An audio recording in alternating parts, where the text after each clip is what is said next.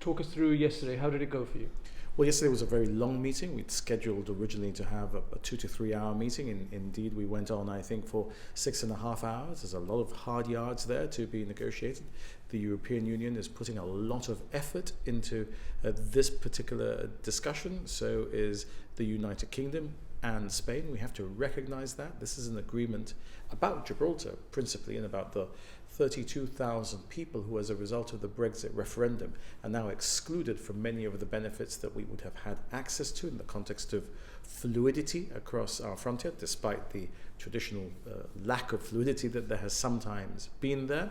And when you see that Whitehall, the Spanish Foreign Ministry, and the European Union are engaged on this, you have to accept that, of course, although they may all have different equities in this, and equities that in some instances we may not share, they are at least giving this the time and attention that is undoubtedly out of proportion to the benefit that it brings to 32,000 Gibraltarians, or indeed the wider 300,000 people in the region. And we have to recognize that. A sense of guilt, perhaps, that the UK brought this onto Gibraltar? 96% of people didn't want this? Well, I think the United Kingdom has a sense of obligation to the people of Gibraltar and is working in the context of that obligation and responsibility. And Gibraltar obviously has a different approach. Gibraltar is arguing for the things that are essential for Gibraltar and working in that respect. The whole Gibraltar machinery has worked towards this agreement, and we will continue to do so. This is the most consuming aspect that I deal with. Also the Deputy Chief Minister and the Attorney General. This is the key issue, and it pervades other ministries, of course, as well. So 6.5 hours in the room. Put us in there to the extent that you can. What was the mood like? Who was doing the talking? Well, look, very positive, because we all want to remain engaged, very forward-looking, very constructive, understanding what are the things that make an agreement difficult for the others in the room. That's not just Gibraltar. It's not just Gibraltar that's got issues going in there. The United Kingdom has issues and equities it needs to ensure are provided for. Spain has equities it has to ensure are provided for, which are not the ones which we would just necessarily find unacceptable. This is not just a question of Gibraltar and Spain measuring off against each other on the perennial issue. There are other issues here which are commercial issues which we have to be alive to and which we are each engaging on positively and in a forward-looking manner, designed to bring what emerges onto the table in a manner that gives us all more legal certainty. Secures our respective economies and our respective trade, and in that way enables us to see greater social benefit for everyone in the region, which flows from that fluidity that we'll see of goods and people. And the European Union has, of course, got equities in these issues as well. You've seen those played out principally when the discussions with the United Kingdom have been ongoing, both in terms of the withdrawal agreement and the TCA, when you've heard the negotiators for the European Union talk about the protection of the integrity of the single market. Well, here you have two things in play. You have the single market in play because you're dealing with issues relating to goods, and you have the integrity of the security of the Schengen space because you have the free movement of people in play. So all of those equities which you each need to protect, and none of the others wants to attack. We don't want to attack the integrity of the single market or indeed the security of the Schengen zone. We want the security of the Schengen zone to be extended to Gibraltar, and we're not looking to create a market in goods which takes over from our market in services. So we have to understand how the European Union needs to protect its equities here and work with the others to ensure that the things that we need also don't cross, let's not call them their red lines, because those are sort of the traditional positions on which we've all made clear we're taking without prejudice positions. We're not putting those issues on the table.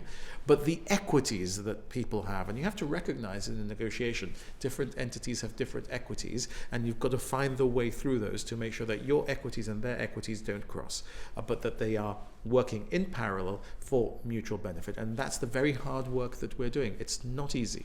You've spoken before about how difficult it is to strike the balance between keeping the public informed of where you are in the negotiations and also not falling foul of having a negotiation in public. But what would you say to somebody who sees that we are still moving closer, but thinks, well, we've been moving closer. How much closer can we get before there's a deal? Well, you see, this is what the issues are about. That this is not just a negotiation that is being protracted because the parties are taking intransigent positions.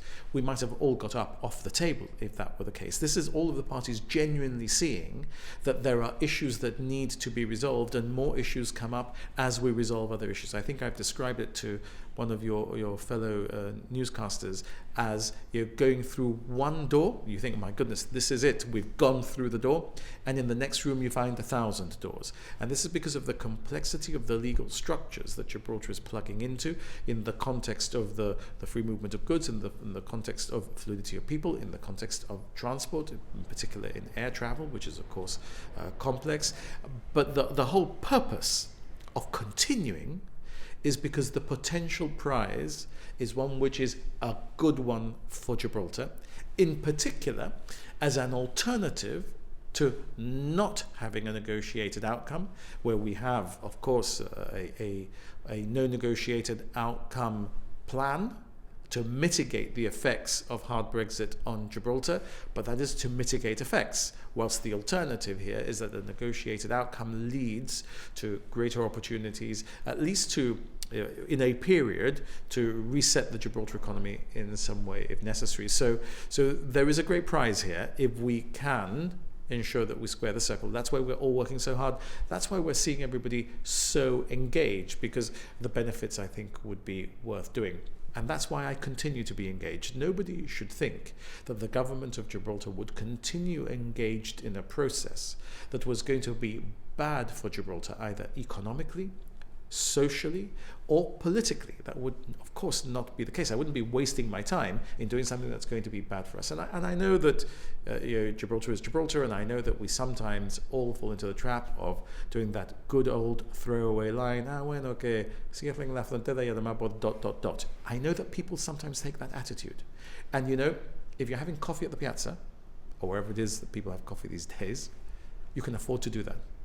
If you've been elected to represent the people of Gibraltar and to look after their interests and the interests of current and future generations, you have to stay at the table, and you have to work hard, and you have to ask your fellow Gibraltarians to respect the fact that the work that you're doing is serious and difficult, and that if you could tell them more, you would tell them more at this stage, because, bueno, que cierren y that's not the attitude that I've been elected to take. I've been elected to take a much more serious, much more careful attitude. That's what my cabinet has asked me to do. That's what my cabinet is looking at carefully. Whenever we bring back details, as I expect to do in coming weeks, I'll bring back to the cabinet the further advances when they are translated into text so that the cabinet can consider them. And then, as a government, when the time is right, we will take the decision to either say, this is a deal that we can recommend to the people of Gibraltar, or this is not a negotiation which has produced a safe and secure outcome for Gibraltar. I remain confident that we will be able to present a deal to the people of Gibraltar that will be safe and secure and will count with the support of the government and all my government colleagues. I was going to ask you finally, Chief Minister, if the European elections mean that the current push towards trying to get it over the line, effectively the door closes on that on Wednesday, but you said there that potentially in the coming weeks you're going to be looking at text. Talk us through what's next. The timetable is not something that we should at this stage consider to be determinative if all parties believe that we can keep going. And remember that there are three governments at the table here: Spain, the United Kingdom and Gibraltar, and the European Union is here too, and the European Union is going into a process of elections. We've seen other deadlines come and go. I think everybody agrees that as long as it's clear that we're all genuinely working towards agreement, and that we have agreement on general political lines, and that we've been able to take those general political lines also into agreement, into the strands that those general political lines represent, then we keep going, because we have a clear obligation on the part of all of us to deliver not just to the 300,000 people of the region and the 32,000 people of Gibraltar, but also to the negotiating teams that have now put so much effort in, that it would be unfair for all of those who have done the work to date to simply say, because we missed a particular deadline, we take the view that we cannot continue. I think everyone's pledged to try and do it as soon as possible, and if we could do it before next week, fantastic, but just to do it in the right way, which is more important than doing it in the right time.